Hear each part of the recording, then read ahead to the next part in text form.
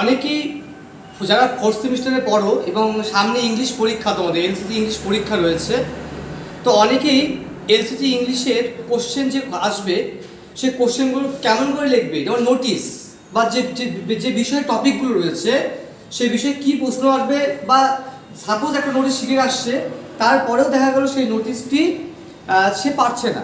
ঠিক আছে, আমরা আমাদের টিউশন সেন্টার থেকে তোমাদের জাস্ট একটা নিয়ম দেখিয়ে দেবো, যে নিয়মের পরিপ্রেক্ষিতে ছাত্রছাত্রীরা ওই একটা নিয়ম দেখে পরীক্ষার যে প্রশ্ন আসুক না কেন একটা প্রশ্ন থেকেই তোমার 1000টা প্রশ্ন তোমার লিখতে পারবে। তোমরা কন্টিনিউ দেখতে থাকো, অপূর্ব স্যার তোমার দেখাচ্ছে। হ্যালো স্টুডেন্টস, আজকে আমি যারা ইংরেজিতে নোটিশ কী করে লিখবে সেটা নিয়ে ভয় আছে যাদের মনের মধ্যে, তাদের আমি খুব সহজ পদ্ধতিতে নোটিশ লেখার পদ্ধতি বলে দিচ্ছি।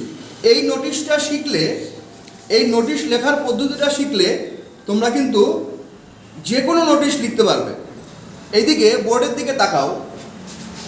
এই যে প্রথমে একটি ফ্রেম করে নেবে, এই যে দেখো আমি ফ্রেম করে নিয়েছি, ফ্রেম করে নেবে। ফ্রেম করে নিলে দেখতে সুন্দর লাগবে জিনিসটা। তারপর এখন কলেজের নাম, তুমি যে কলেজে পড়ো সেই কলেজের নামটাকে তোমাকে নোটিশের উপরে লিখতে হবে। তারপরের লাইনে কলেজের ঠিকানা, কলেজের যে ঠিকানা আছে সেই ঠিকানাটা তোমাদের লিখতে হবে। তারপরে ক্যাপিটাল লেটারে নোটিশ কথাটা লিখতে হবে। তারপর হাতের ডান দিকে, মানে তোমার খাতার ডান দিকে ডেট কথাটা লিখতে হবে। ডেট কথাটা লিখে এই দেখো ড্যাশের মধ্যে আমি বাংলায় লিখে দিয়েছি পরীক্ষার তারিখ। পরীক্ষা যে তারিখে হবে সে তারিখে তোমার সেই তারিখটা বসিয়ে দেবে। আর খাতার বাঁ দিকে তুমি নম্বর লিখে, আমি যেমন ফালাকাটা কলেজের দৃষ্টান্ত দিয়েছি, ফালাকাটা কলেজ, এই FKT লিখে ফালাকাটা বোঝাচ্ছি, 05 লিখে আমি নোটিশের সংখ্যাটা বোঝাচ্ছি, আর 2024 লিখে বছরটা বোঝাচ্ছি। এই গেল প্রাথমিকভাবে যে নোটিশটার ফরম্যাটটা হয় সেটা। এবার সাবজেক্ট, এখানে এই লাইনের সোজাসুজি কিন্তু হবে না, একটু নিচের থেকে যে বিষয়ের উপর লিখতে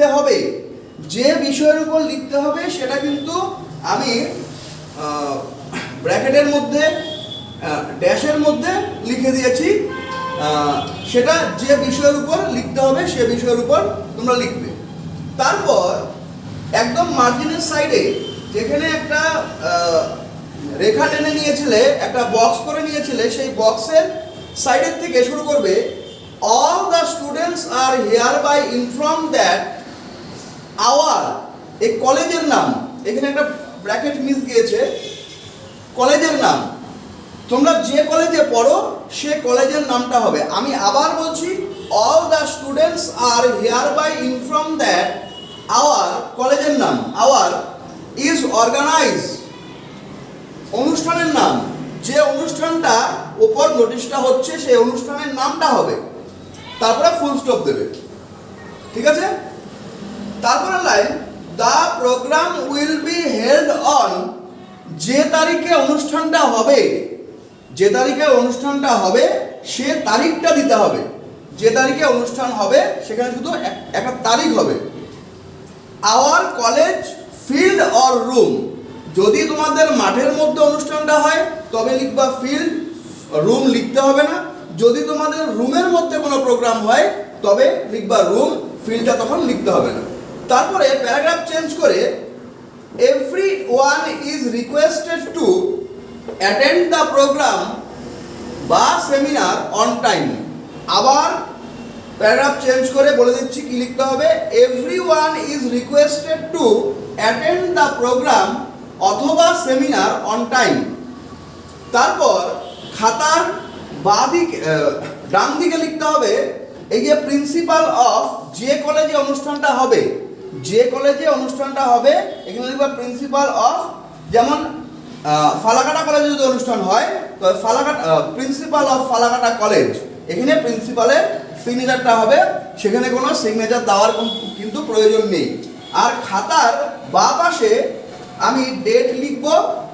ডেট লিখে যেদিন নোটিশটা লেখা হবে, যেদিন নোটিশটা লিখতেছো তোমরা সেই দিনের তারিখটা হবে।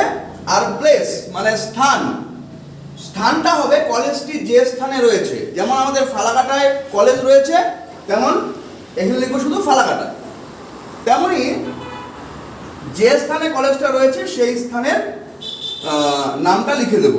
এই হলো নোটিশের ফরম্যাট। আশা করি এতে আমাদের স্টুডেন্টরা অনেকটাই উপকৃত হবে। আশা করি এখন নোটিশ লেখার ভীতি কমে যাবে। তো পরীক্ষায় কিন্তু নোটিশটা আসবে, নোটিশ দুটো আসবে, একটা বা দুটো আসবে। সেই নোটিশে কিন্তু 10-20 নম্বর বা 10 নম্বর খুব সহজেই তোমরা পেতে পারবে। Thank you, have a nice. ছাত্রছাত্রীরা বুঝতেই পারলে কত সহজভাবে আমাদের টিউশন সেন্টারে আমরা পড়াগুলো বুঝিয়ে দিই, এবং একটা করলে তুমি 1000টা কেন লাখও করতে পারবে। ঠিক আছে, তো আশা করি তোমাদের পরীক্ষার সময় এলসিসি ইংলিশ যখন নোটিশ আসবে তোমরা অবশ্যই পারবে, কমন পড়ুক আর না পড়ুক। ঠিক আছে, ভালো থেকো।